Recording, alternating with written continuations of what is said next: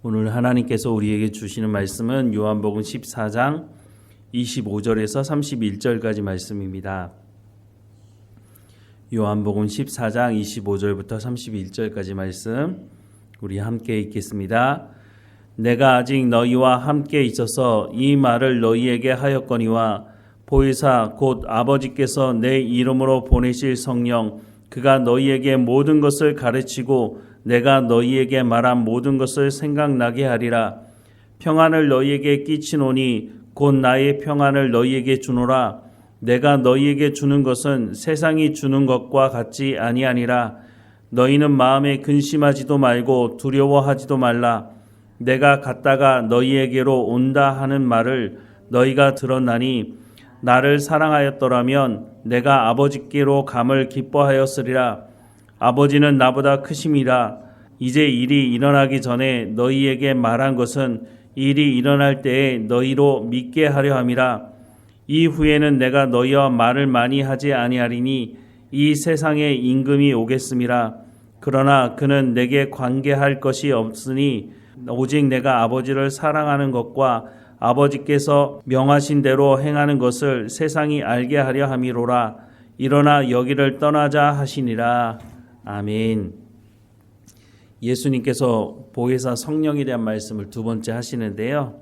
26절 말씀에 보혜사 곧 아버지께서 내 이름으로 보내실 성령 그가 너희에게 모든 것을 가르치고 내가 너희에게 말한 모든 것을 생각나게 하리라 라고 말씀합니다. 앞서도 예수님께서 이 보혜사 성령에 대한 말씀을 하셨는데요. 16절과 17절 말씀에 보면 내가 아버지께 구하겠으니 그가 또 다른 보혜사를 너희에게 주사 영원토록 너희와 함께 있게 하리니 그는 진리의 영이라. 세상은 능히 그를 받지 못하나니 이는 그를 보지도 못하고 알지도 못함이라. 그러나 너희는 그를 아나니 그는 너희와 함께 거하시며 또 너희 속에 계시겠음이라 라고 말씀을 하고 있습니다. 예수님께서 진리의 성령이 오시면 어떤 일을 하시느냐? 오늘 본문을 다시 보면 26절에 보혜사 곧 아버지께서 내 이름으로 보내실 성령 그가 너희에게 모든 것을 가르치고 내가 너희에게 말한 모든 것을 생각나게 하리라 라고 말씀합니다. 예수님은 제자들에게 3년 동안 말씀을 가르치셨죠. 예수님께서 제자들에게 표적도 보여주셨죠. 그런데 제자들은 좀처럼 예수님의 말씀을 깨닫지 못했고 또 예수님께서 보여주시는 그 표적도 무슨 의미인지 알아차리지 못했습니다.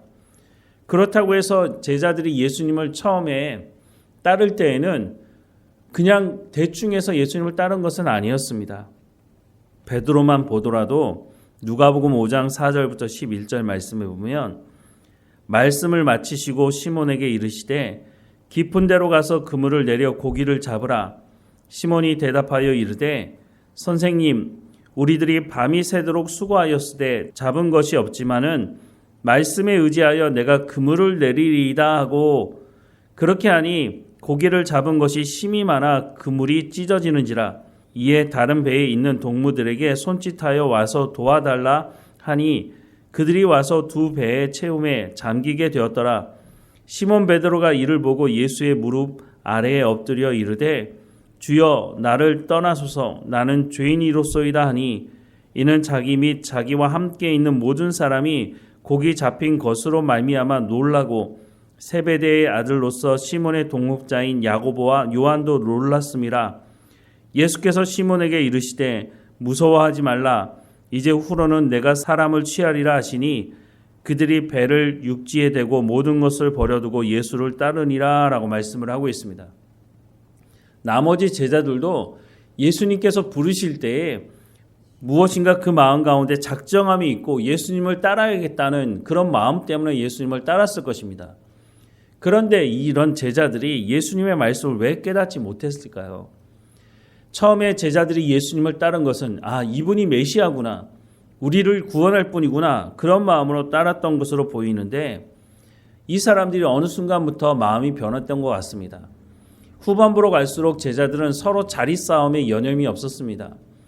심지어는 자기 어머니까지 대동해서 예수님 예루살렘에 올라가시면 한 사람은 좌편에 한 사람은 우편에 앉혀달라고 요구하기도 했죠. 왜 이 사람들이 이렇게 변했을까? 아마도 오병이어 표적 이후에 많은 사람들이 예수님을 쫓아와서 예수님을 왕 삼으려고 한 그 이후부터 제자들의 마음이 변한 것은 아닌가 하는 생각을 해보게 됩니다. 그러니까 자리 싸움을 하는 거죠. 예수님은 왕이 되실 것인데 그러면 그 좌우편에 누가 앉겠습니까? 그래도 예수님을 따랐던 제자들이 그 좌우편에 앉지 않을까? 그런 것 때문에 서로 자리 싸움을 한 것으로 보여지는 것입니다. 그런데 이런 제자들에게 예수님께서 자신의 죽음에 대해서 말씀하시고 또 내가 가면 보혜사 성령이 오실 것이다 라고 말씀하시니까 도대체 이게 무슨 말인지 알아듣지 못하는 것이죠. 제자들의 모든 관심은 풍요와 성공에만 있었기 때문에 예수님께서 자신의 죽음과 부활에 대한 말씀을 하실 때 도대체 이 말씀이 무슨 말씀인가 깨닫지 못했던 것으로 보여지는 것입니다. 오늘 우리도 마찬가지라고 생각이 듭니다. 우리가 예수님을 믿는 이유가 풍요와 성공을 위한 것이라면 예수님께서 우리 가운데 오늘 우리에게 하시는 말씀이 무엇인지 제대로 깨닫지 못할 것입니다. 기도할 때도 예수님 무조건 제게 성공만 주십시오. 무조건 이 시험에 합격해야 되고 무조건 나에게 좋은 것을 풍요로움을 주셔야 됩니다. 라고만 기도하고 예수님께 나간다면 예수님께서 오늘 우리에게 정말 하고 싶은 말은 우리가 듣지 못하게 될 것이라고 하는 것입니다. 예수님은 보혜사 성령이 오실 것이라고 다시 한번 언급을 하고 계십니다. 보혜사 성령이 오시면 너희에게 하나님의 말씀을 깨달아 알게 하실 것이다 라고 하는 말씀을 다시 하시면서 그럴 때에 너희에게 참 평화가 있을 것이다 라고 말씀을 하십니다. 27절 말씀에 보면 평안을 너희에게 끼치노니 곧 나의 평안을 너희에게 주노라. 내가 너희에게 주는 것은 세상이 주는 것과 같지 아니하리라. 너희는 마음에 근심하지도 말고 두려워하지도 말라라고 말씀하고 있습니다. 우리가 어떻게 마음에 근심하지도 않고 두려워하지 않을 수 있을까요?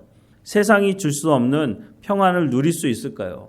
그것은 하나님의 말씀을 우리가 온전히 붙들고 살아갈 때에 두려워하지 않을 수 있고 근심하지 않을 수 있고 평안을 하나님이 주시는 그 평안을 누릴 수가 있다고 하는 것입니다. 그래서 보혜사 성령이 오셔야 하는 것이죠. 구하는 자에게 성령을 주시겠다고 예수님 말씀하고 있지 않습니까? 우리가 성령에 충만할 때 하나님의 말씀을 깨달아 알고 근심하지 않고 두려워하지 않고 평안을 누릴 수 있다라고 성경은 말씀해주고 있다고 하는 것입니다. 예수님은 근심하고 걱정하는 제자들에게 이미 내가 가면 다시 올 것이다 라는 약속의 말씀도 하셨죠. 요한복음 14장 1절부터 3절 말씀에 보면 너희는 마음에 근심하지 말라. 하나님을 믿으니 또 나를 믿으라. 내 아버지 집에 거할 것이 많도다. 그렇지 않으면 너희에게 일렀으리라. 내가 너희를 위하여 거처를 예비하러 가노니 가서 너희를 위하여 거처를 예비하면 내가 다시 와서 너희를 내게로 영접하여 나 있는 곳에 너희도 있게 하리라 라고 말씀을 하고 있습니다. 그러니 근심하고 걱정하지 말라는 것이죠. 28절 말씀에 보면 내가 갔다가 너희에게로 온다 하는 말을 너희가 들었나니 나를 사랑하였더라면 내가 아버지께로 감을 기뻐하였으리라. 아버지는 나보다 크심이라 라고 말씀하는 말씀이 바로 요한복음 14장 1절부터 3절 말씀을 다시 하시는 것이죠.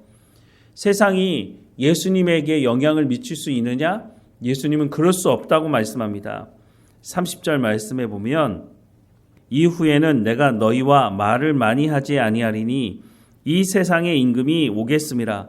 그러나 그는 내게 관계할 것이 없으니 라고 말씀합니다. 세상에 의해서 예수님께서 죽임 당하는 것처럼 보이지만 그것은 세상의 권세 때문에 예수님께서 죽임을 당하시는 것이 아니라 라고 말씀합니다. 왜냐? 예수님은 세상에 속한 분이 아니기 때문에 예수님은 세상의 영향력을 받지 않으시는 분이다 라고 말씀합니다. 이 말씀은 곧 제자들, 예수님을 영접한 사람들에게도 똑같은 의미가 있는 것입니다. 우리가 세상 속에 살아가지만 우리가 하나님의 말씀인 언약의 말씀을 붙들고 언약의 말씀을 믿고 순종하며 살아가는 사람이라면 우리가 세상의 영향력을 받는 사람들이 아니라 세상에 영향력을 미치는 예수님께서 세상에 속하지 않은 것처럼 우리도 세상에 속하지 않고 우리가 하나님의 나라에 속한 사람으로서 우리가 하나님의 말씀을 통해서 세상에 영향력을 주는 복음을 증거함으로 세상을 구원해내는 그 도구의 역할을 할 수가 있다고 하는 것을 말씀해주고 있는 것이죠. 그런데 이것이 우리의 힘과 능력으로 가능한 것이 아니라 보혜사 성령을 통해서 가능하다라고 말씀합니다. 우리가 세상에서 그리스도인으로 하나님의 말씀에 순종할 때 우리 가운데 근심과 걱정이 없을 수가 없죠. 세상과 충돌이 일어나는데 왜 우리가 근심하고 걱정하지 않을 수가 있겠습니까? 하지만 분명한 것은 그 세상과 근심과 걱정과 두려움이 우리를 지배할 수가 없다고 하는 것입니다. 예수님께서 우리 가운데 성령을 통해서 이 일을 맛보게 하실 것이다 라고 하는 말씀을 해주시고 있는 것이죠. 그러니 마음에 근심하지도 두려워하지도 말라고 예수님 말씀해 주시고 있는 겁니다. 우리가 하나님 앞에 이 시간에도 기도할 때에 하나님 내 가운데 성령의 충만함을 허락해 주옵소서. 내 힘과 내 능력으로 살아가는 것이 아니라 성령께서 하나님의 말씀을 깨달아 알게 하시고 행하게 하시니 그 성령의 충만함을 통해서 내가 세상을 두려워하는 것이 아니라 내가 하나님의 나라에 속한 사람으로 담대하게 세상에 복음을 증거하고 하나님의 백성이 어떤 삶을 살아가는지를 증거하면서 우리가 세상에 속하지 않고 하나님의 나라에 속해 있다고 하는 것을 분명히 고백하며 살아가야 할 것입니다. 하나님께서 우리를 그렇게 행하게 하실 것이라고, 그래서 성령을 주시겠다고 약속하고 있는 것이죠.